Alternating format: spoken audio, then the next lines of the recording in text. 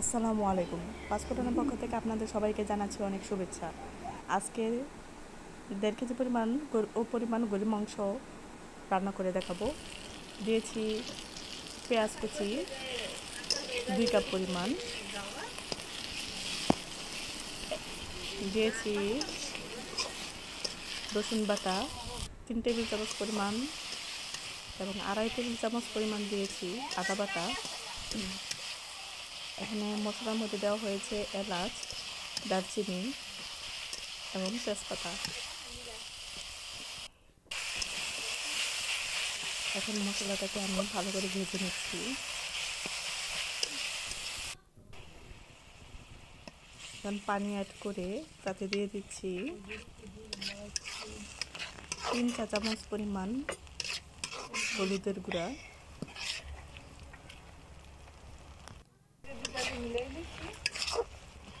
5 চা চামচ পরিমাণ মরিচের গুঁড়া,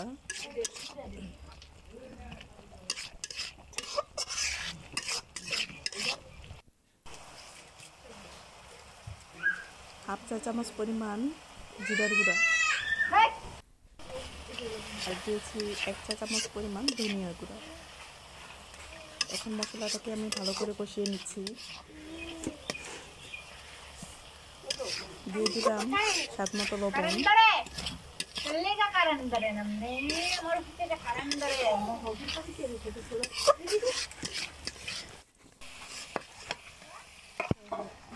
মাংসটা এখন ঢেলে নিচ্ছি। মাংসটা ঢেলে নিয়ে ভালো করে মশলার সাথে মিশিয়ে নিচ্ছি। মাংসটা খুবই পরিমাণে ছিল, তার জন্য ভালো করে উল্টে পাল্টে নেড়ে চেড়ে মশলার সাথে ভালোভাবে মিশিয়ে দিতে হবে।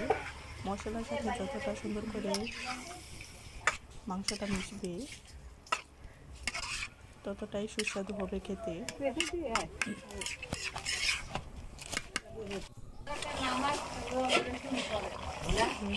ঢাকনা দিয়ে ঢেকে দিয়েছিলাম। 10 মিনিট পরে ঢাকনা খুলে দেখেন নেড়ে চেড়ে দিচ্ছি, আর মাংস থেকে অনেকটা পানি বেরিয়ে এসেছে। আমি এই পানিটা দিয়েই মাংসটাকে কষিয়ে নেব, এক্সট্রা কোনো পানি কষানোর জন্য দিব না।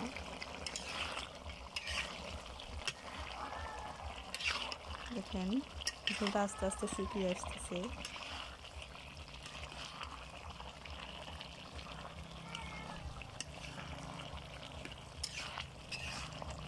যতক্ষণ পর্যন্ত না পুরোপুরি ঝোলটা শুকাবে ততক্ষণ আমি কিছুক্ষণ পর পর ঢাকনা দিয়ে ঢেকে দেব, আবার ঢাকনা খুলে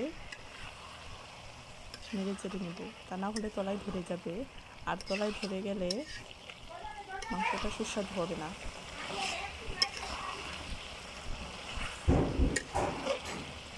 দেখুন আমি কীভাবে নেড়ে দিচ্ছি কিছুক্ষণ পর পর।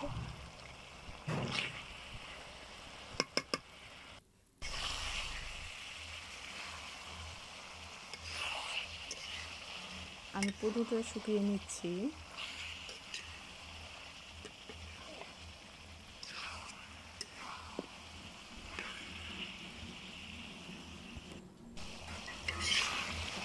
এই পর্যায়ে দেখেন আবার একটু আমি নেড়ে চেড়ে নিলাম।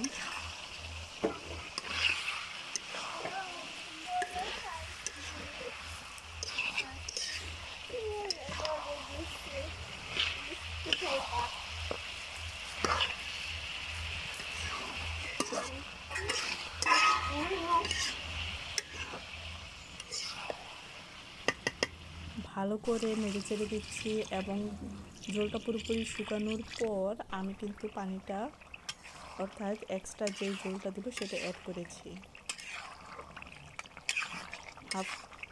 20 মিনিট পর যে দেখেন ঝোলটা আমার শুকিয়ে এসেছে, যেই পানিটা ছিল, আর মাংসটা পুরোপুরি সেদ্ধ হয়ে গেছে।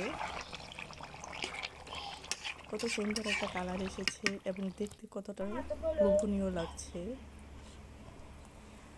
আমার এই রেসিপিটা যদি আপনাদের ভালো লেগে থাকে অবশ্যই পেজটাকে একটা ফলো দিবেন, লাইক করবেন আর কমেন্ট করবেন।